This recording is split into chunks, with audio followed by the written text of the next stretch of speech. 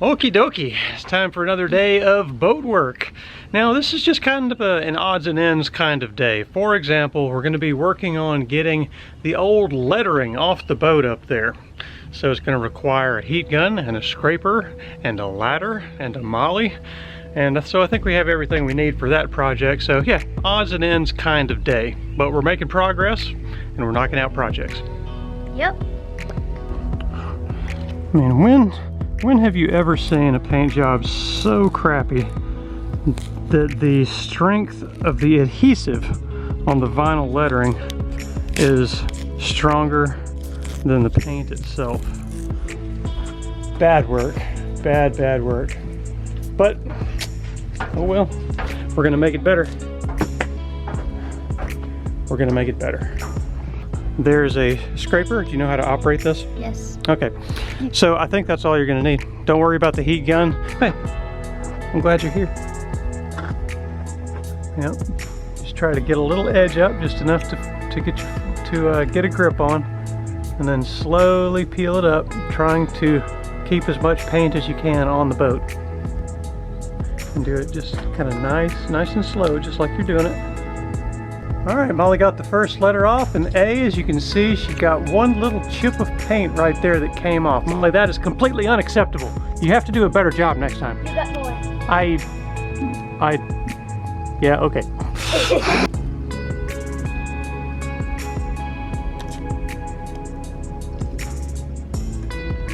Done.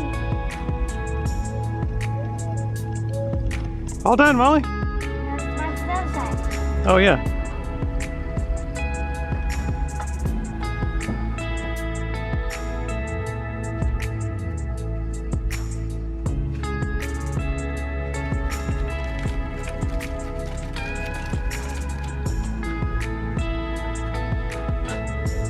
All right, Molly, the next job is to remove these belay pin board thingies. There's probably a more nautical term for that, but I don't know what it is. So we're gonna refer to it as a belay pin board thingy, okay? Okay. I wanna hear you repeat that. Ready? Go.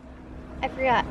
Good job. All right, now, in order to teach you the proper way to use the wrong tools for the right job, because you don't always have the right tools, you know, you gotta make do. You're gonna have to remove this board, these pins and everything else, using this flat blade scraper. I don't think that will work. Are you sure? That's not gonna work. Okay. Well, all right. Well, in that case, you can use those wrenches. Here we have Molly in her natural environment on the sailboat as she contemplates the best way to remove this belay pin board thingy. She's rifling through her bag of tools here, trying to find the correct size wrench to go on this bolt head. Will she be able to figure it out? We're just gonna have to see. Now, she has the right wrench and she's turning the bolt, but what she doesn't realize is the nut is turning on the back side. Will she figure it out on her own? Ow.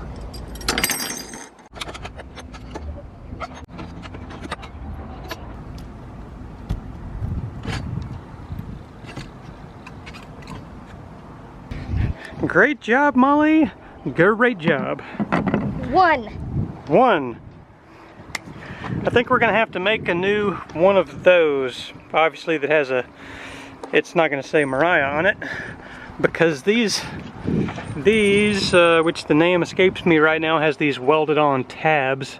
So I'm gonna need to put something there to fill that in, or I could just grind them off, but not real sure what I'm gonna do yet. So we're gonna hang on to these as a template for now. Oh. All right, folks, here's what's next. This deck prism here leaks. So we are going to rebed this fella. Yeah. So we're gonna need flathead screwdriver out here. We're gonna need some kind of a socket down below.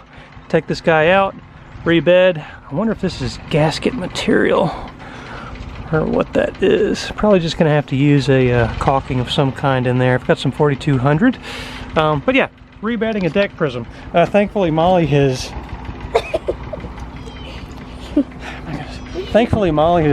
loads of experience with this kind of thing. So, you know, we're just gonna lean on her. I have no experience. we're in deep trouble. Okay, I am going to be up here, up top, holding the hardware in place with this flathead screwdriver. Molly is going to be down below, taking the hardware off with the ratchet. Ratchet. Close enough. That light's a little harsh, isn't it? Yeah. Here we are in the engine room. Here's the ratchet.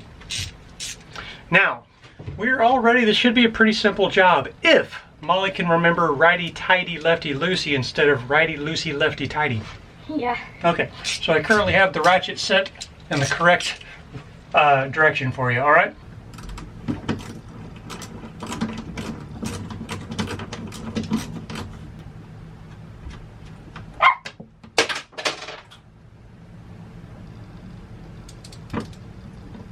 Oh no.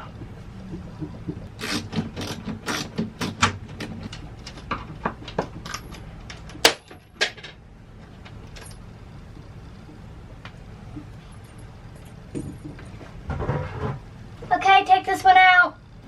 This ball is stuck. Oh man, it's kind of hot in here.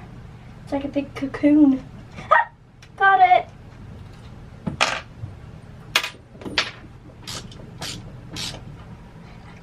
Oh, I almost dropped that.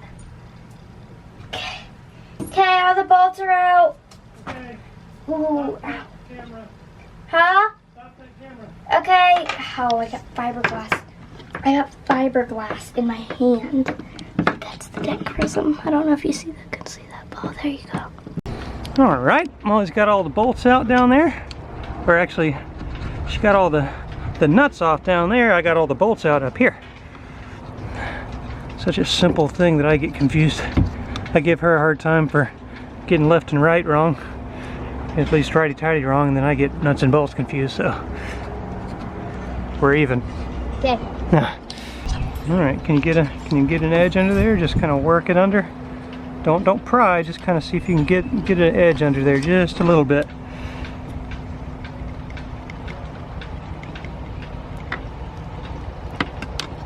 Oh, you got one. See if we can get this coming up a little.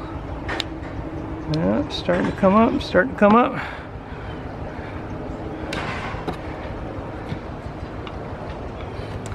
All right. That's pretty much it. Can you grab it? Can you grab this tall side up here that's popped up mostly? Just kind of leverage it up. Oh yeah. Look at that. It's gray stuff instead of black stuff. Ooh, this is heavy. It's a little gooey, huh? Yeah. Just don't drop that thing on you, okay? Okay. All right, nice job. Now we got to clean up this old, this looks like butyl tape, I guess. All right, Molly's doing some scraping, starting to clean up this tape. And I suspect that the leak is actually coming from between the prism itself and the body rather than the deck and the body of this thing. There's a bit of a gap right here, kind of between the prism and that black seal there. So that might be where the water was coming in from.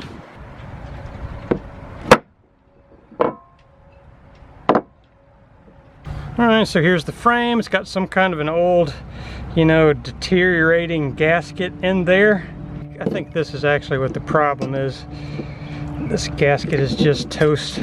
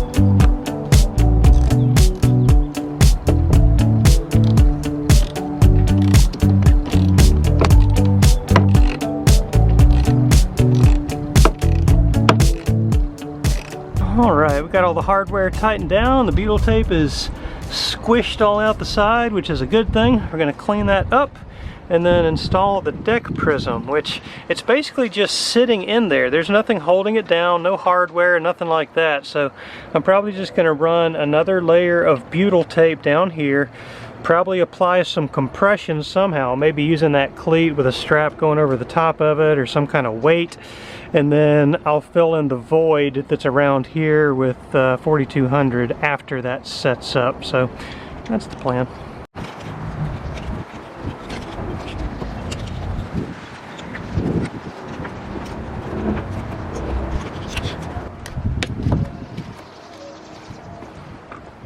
Alright, so I actually tried bedding the crystal part here in butyl tape around the bottom edges, and I just didn't like the way it looked. You could see the butyl tape, you know, through the crystal really good, and it just looked bad, I think. So what I think I'm going to do is just do kind of a temporary bedding using butyl tape, most likely, and then I'm going to come back and bed it in. Well, I'm going to still use butyl tape. I'm just going to use a black butyl tape or some kind of a black sealant. But yeah, it just didn't look good being able to look through it and see that white kind of, you know, wavy, goopy stuff in there so clearly. I didn't like that. So I'm going to do it a little bit differently. But I do have, you know, the base is bedded. This project is going to have to wait for, you know, doing the final bedding. But I think what I'm going to do on these other ones is I'm probably just going to rebed the crystal part, because the base itself, the frame, I think was okay. I think the leak was coming from the base part of it. I'm sorry, from the crystal part of it. Yeah, so let me show you what Molly's doing real quick.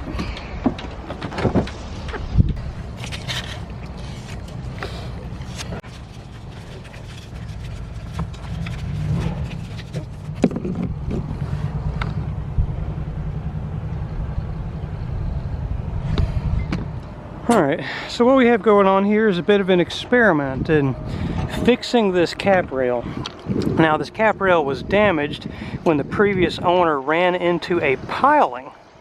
So, you know, some of this was already on. We put it on yesterday, and now Molly's putting some more on there. It's going to look horrible, you know, until we sand it off. And then even after it's sanded and leveled and faired out, it's going to be two different colors. But what we're going to end up doing is pulling up this whole cap rail anyways to fix leaks and rebed this entire cap rail. And when we reinstall it after we fix the leaks, we're probably going to do something along the lines of what's on this boat over here. This is called Cetal. It's not a varnish. It's more like a paint, actually. So, you know, I really don't like varnishing. So Molly's just trying to kind of build this rail back up with this sculpt wood stuff. It's basically I mean, it's an epoxy, but it's very, very wood-like. It acts like wood, sands like wood, you know, that kind of thing.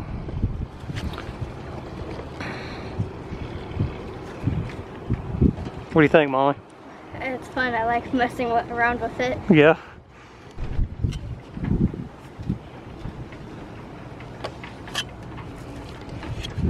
We're trying to get it going out, so you probably want to keep it really flat and just do kind of like that, okay? Okay. You want it going out.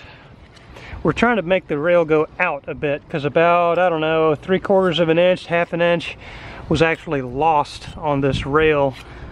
So that's kind of the tricky bit, is to build it out instead of up.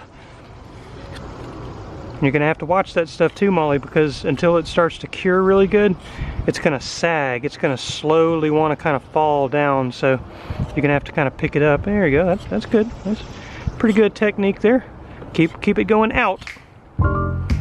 Yeah, nice job.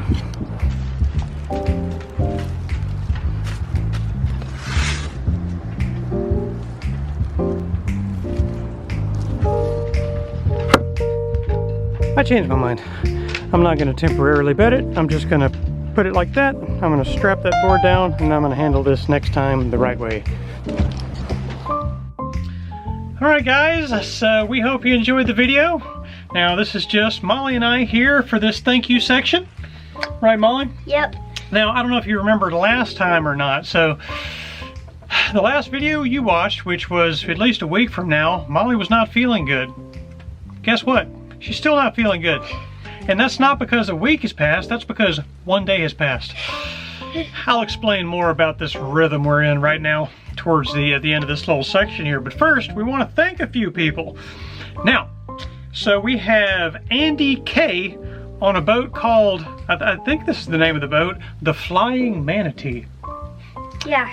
That is probably one of the coolest boat names I've ever heard of. And Andy has sent us some West Systems filler, this stuff, and also a jar of this Flitz polish. This is great polish, this is great filler. Both of these are going to be very useful for the boat and various boat projects and making things shiny that are currently not shiny. So thank you very much, Andy. Now, what have you got down there, Molly?